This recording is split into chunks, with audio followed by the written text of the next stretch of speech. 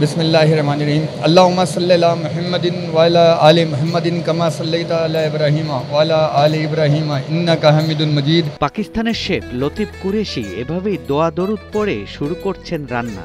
আস্ত খাসি থেকে হবে পাকিস্তানি স্পেশাল কুন্না নেহারি। পুরো খাসি ছাড়া এই কুন্না নেহারি তৈরি করা সম্ভব না। লতিফ কুরেশির কাছে রান্না করা এক ধরনের ইবাদত। তার বিশ্বাস স্বাদ ও রান্নার বরকত আসে পবিত্রতা থেকে। বাবার কাছ থেকে পেয়েছেন রান্নার হাতেখড়ি।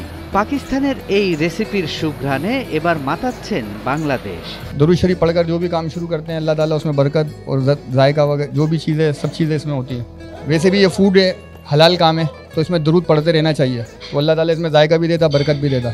করাচির বিখ্যাত বাবুর্চি হানিফ কুরেশির ছেলে লতিফ কুরেশি পিতার গোপন রেসিপির আবিষ্কার সুস্বাদু এই কুন্না নেহেরি, যা রান্না করতে হয় শুধুমাত্র আস্ত খাসি দিয়ে। দীর্ঘ সময় অল্প তাপে কোরমা ও নেহারির স্বাদ মিলেমিশে এক নতুন স্বাদের সৃষ্টি করে। লতিফ কুরেশি নিজের রান্নার ব্যাপারে এতটাই নিবিষ্ট যে তার শর্ত চাহিদা মতো রান্নার সকল উপকরণ না পেলে এটি তৈরি করবেন না তিনি। ये जैसे प्याज हो गई, सारी चीज़ें एक साथ इसके अंदर डाल दी मिक्स करके, और इसका एक स्पेशल मसाला है वो जो हम लोग इसके अंदर यूज़ करते हैं, जिससे फिर इसके अंदर तकरीबन 2.5 से 3 घंटे लगते हैं तैयार होने के अंदर। फिर इसमें आखिर में इसमें जैसे निहारी में लोगों को जो निहारी बनाना जानते होंगे उनको मालूम होगा, इसमें आखिर में आटा लगता है, तो इसमें आखिर के अंदर आटा लगता है। আমার কাছে একটু ডিফারেন্ট লাগছে। আমার কাছে মনে হইতেছিল যে আমার বড় ফুপুর হাতের খাসির মাংস রান্না করছি। এটার গ্রেভিটা একটু অন্যরকম, মানে আমরা যেরকম নর্মালি রান্না করি তার চেয়ে গ্রেভিটা আমার কাছে অন্যরকম লেগেছে। দ্যাটস ওয়াই টেস্টটা অন্যরকম। জেনারেল নেহেরির চাইতে এটা টেস্ট একটু অন্যরকম।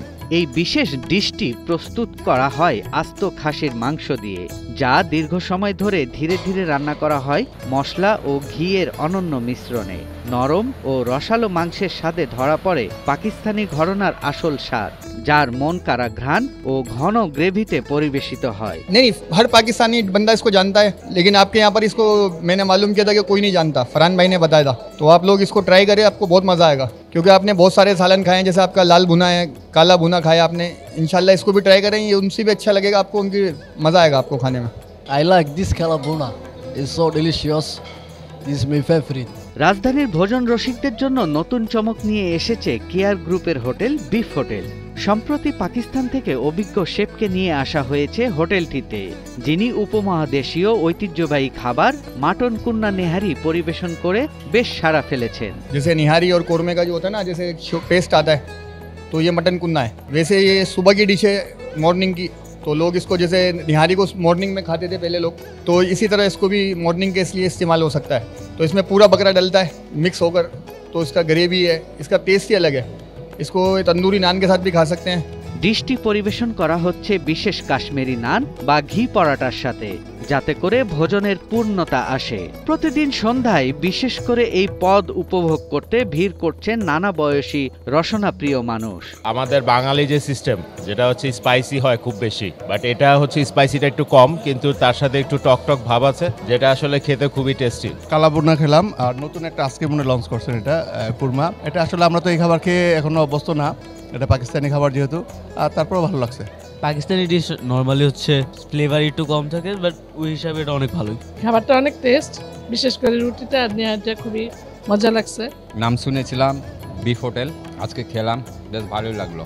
একটু লেস অয়েলি, আবার একটু মাখা মাখা, সবকিছু মিলিয়ে টেস্টটা রিয়েলি গুড। বিফ হোটেলের ব্যবস্থাপনা পরিচালক জানালেন, এখানকার খাদ্য রসিকদের নতুন স্বাদের সঙ্গে পরিচয় করিয়ে দিতে এই কুন্না নেহারির উদ্যোগ।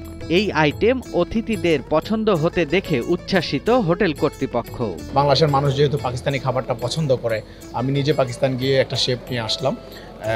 সে বিভিন্ন ধরনের খাবার তৈরি করে, বাট একটা খাবার খুবই ইউনিক আমার কাছে মনে হয়েছে। তারা যেটা বললো যে মাটন কুন্না নেহারি, সেটা পুরা মাটন একসাথে ওর সামনেই জব করতে হবে, আর পুরা মাটনের হালাল অংশটুকু এক হাঁড়িতে রান্না হবে। এটা আমার কাছে খুবই ইউনিক মনে হয়েছে বিষয়টা। তখনই আমি বললাম ওকে লেটস গো। তারপর ওকে নিয়ে আসলাম, এখন দেখলাম যে সে আসলেই পুরা মাটনটা একসাথে রান্না করে এবং সেটা অনেক মজা হয়। বিফ হোটেলের কর্তৃপক্ষ আরও জানিয়েছে, ভবিষ্যতে পাকিস্তানি ও মধ্যপ্রাচ্যের আরও কিছু স্পেশাল ডিশ মেনুতে যোগ করার পরিকল্পনা রয়েছে তাদের।